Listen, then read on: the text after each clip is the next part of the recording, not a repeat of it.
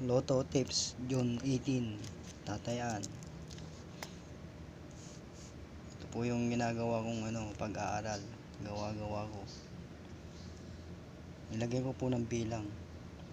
Ito po yung unang bilang na lumabas noong June 15. Ayan po. Ayan, unang bilang. Pangalawang bilang.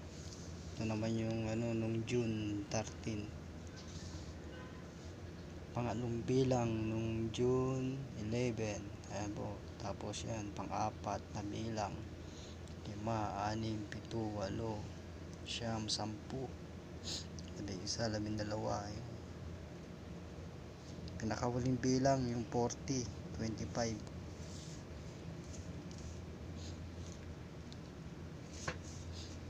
Yung may mga ikis po po yan, yung mga siguradong hindi na lalabas. Nilagyan ko ng ikis.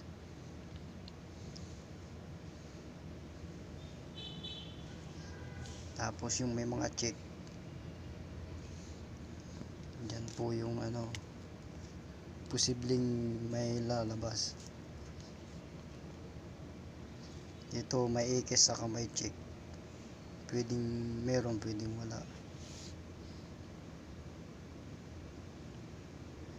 So ayun po, ito yung sa unang bilang yung pinili ko na pwedeng pagpilian, yung 22 saka 7.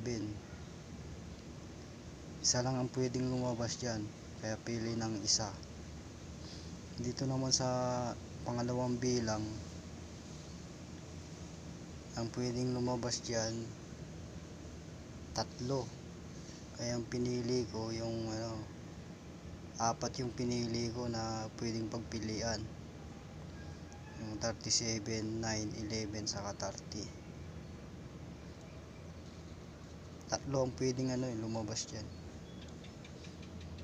Tapos sa ikatlong bilang, isa lang ang pwedeng lumabas dito. Kaya pili lang dyan sa 3 na to, yung 8, 24 saka 26. Ito po ay sa 642.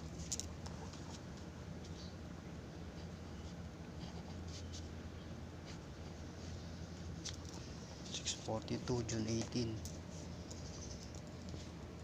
Tapos sa ika-6 na bilang, yung 41. Pwedeng meron, pwedeng wala. Kinuha ko lang yung 41 dahil dun sa 14 baka bumaliktad 41. Pero kung kukunin nyo yung 22, wag nyo nang kunin yung 41, kasi parang kabaliktaran na rin yan parang baliktaran na rin. Kaya ito pwedeng wala. Tapos sa ika-8 bilang, isa lang, yung number 4 ang pinili ko lang. Ito wala na tong 32 saka 34. Tapos sa ika-10 bilang, yung 20 saka 39, wala na yung 3. So ayun, yung pagpipilian ilan, 1, 2, 3, 4, 6, 7, 8, 2, 4, 6, 8, 9, 10, 11, 12, 13, 14 number.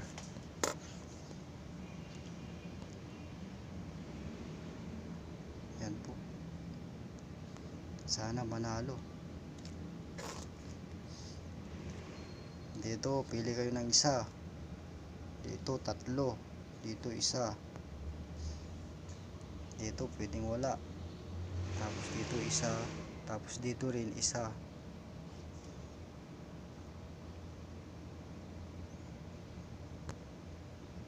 Yan po yung gawa-gawa kong bilang na.